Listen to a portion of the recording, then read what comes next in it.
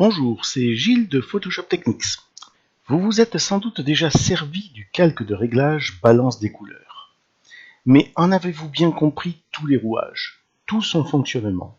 Savez-vous que nous pouvons faire bien plus que simplement modifier des couleurs? En effet, nous pouvons aussi nous en servir pour modifier le contraste de votre image. C'est ce que nous allons voir aujourd'hui.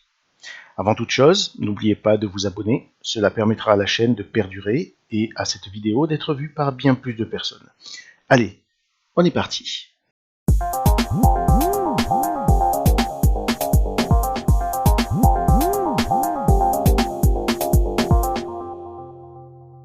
Alors on se retrouve avec cette image qui, je pense, permettra de bien faire ressentir les différentes possibilités de ce calque de réglage qu'est la balance des couleurs. Rentrons dans le vif du sujet et commençons par y ajouter un calque de réglage balance des couleurs que nous allons trouver ici même. La première chose que nous pouvons y voir, c'est la possibilité de choisir sur quelle tonalité de l'image on va travailler ici.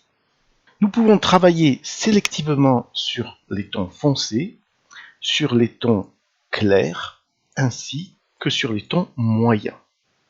Les tons foncés sont les zones sombres de l'image, ici. Les tons clairs sont les zones claires de l'image, et les tons moyens sont tous les tons intermédiaires. Mais il faut savoir que les transitions entre les tons ne sont pas franches.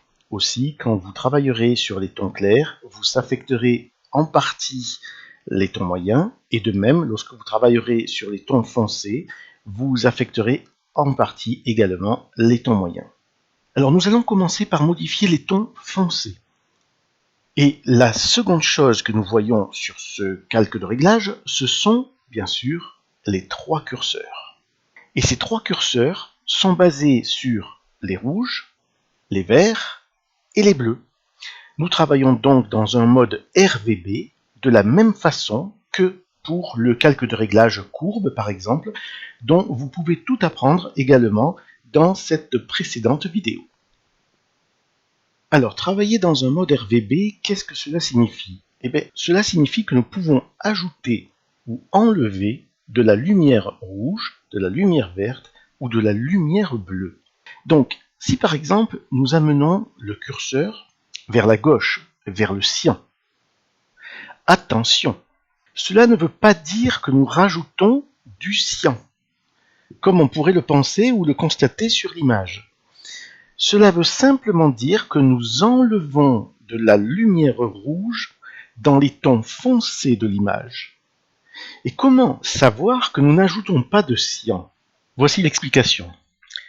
Tant que cette case reste non cochée, et alors que nous amenons le curseur vers la gauche, nous pouvons constater que l'image s'assombrit.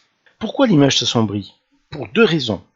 Première raison, nous avons supprimé la lumière rouge, moins 100%.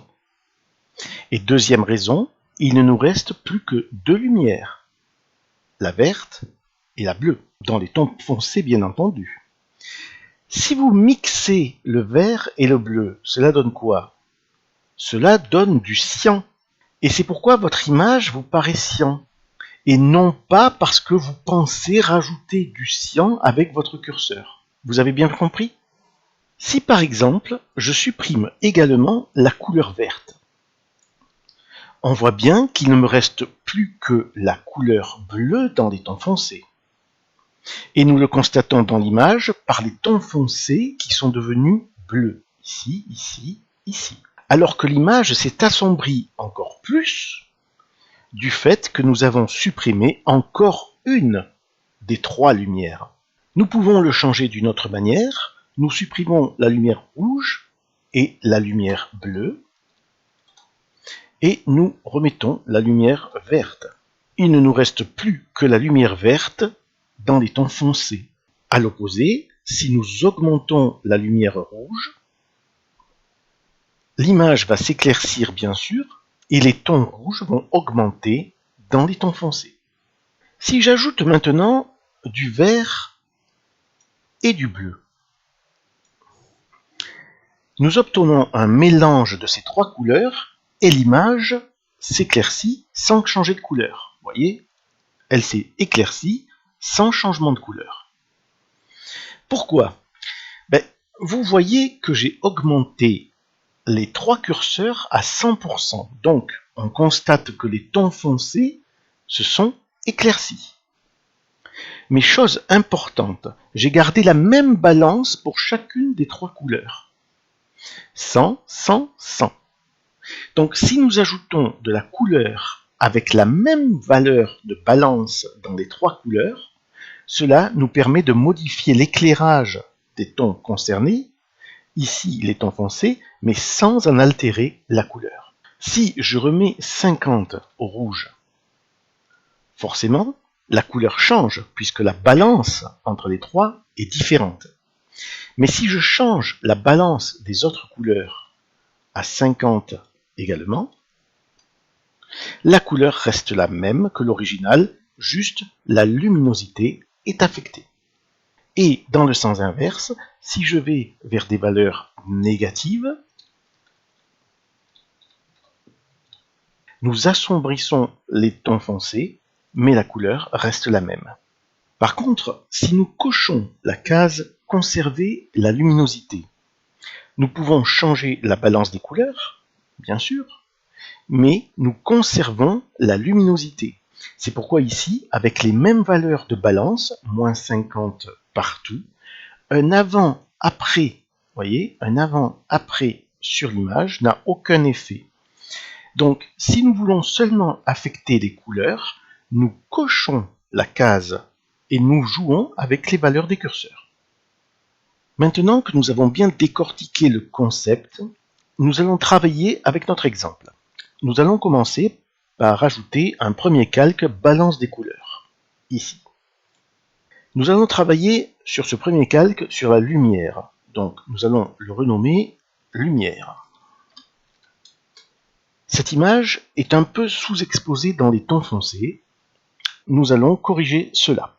Donc, nous décochons la case « Conserver la luminosité », nous choisissons les tons foncés, et nous allons, vous l'avez compris, augmenter les valeurs dans les mêmes proportions dans les 3 couleurs.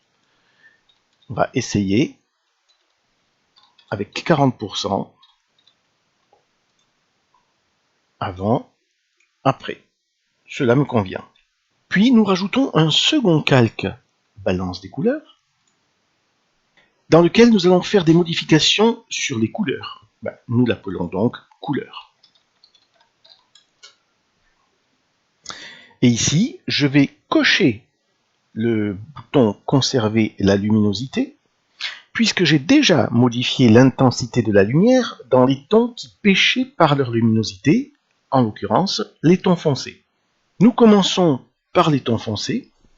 Je désire ici accentuer légèrement les tons de ce coucher de soleil.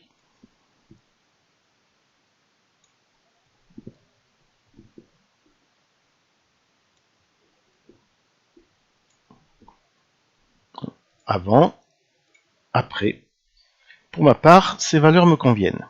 Alors, vous allez me dire, Gilles, j'ai coché la case « Conserver la luminosité » et pourtant, il me semble que l'image s'est globalement assombrie.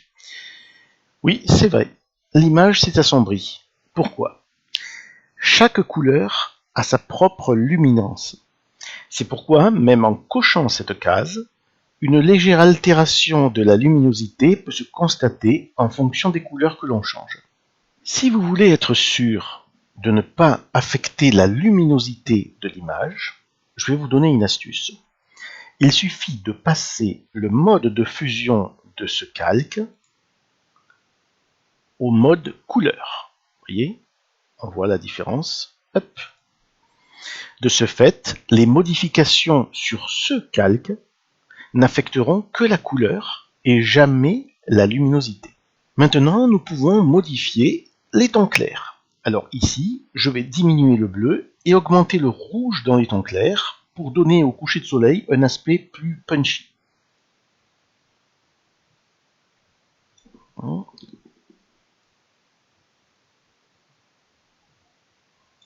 Voilà, avant, après.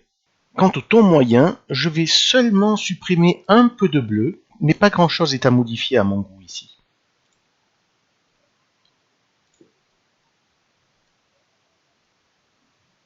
La dernière chose que je désire vous faire partager, je vous en ai parlé dans la présentation de ce tuto, c'est le fait que l'on peut également corriger le contraste d'une image par le même calque de réglage balance des couleurs. Regardez, nous rajoutons un troisième calque de réglage balance des couleurs que nous nommons contraste.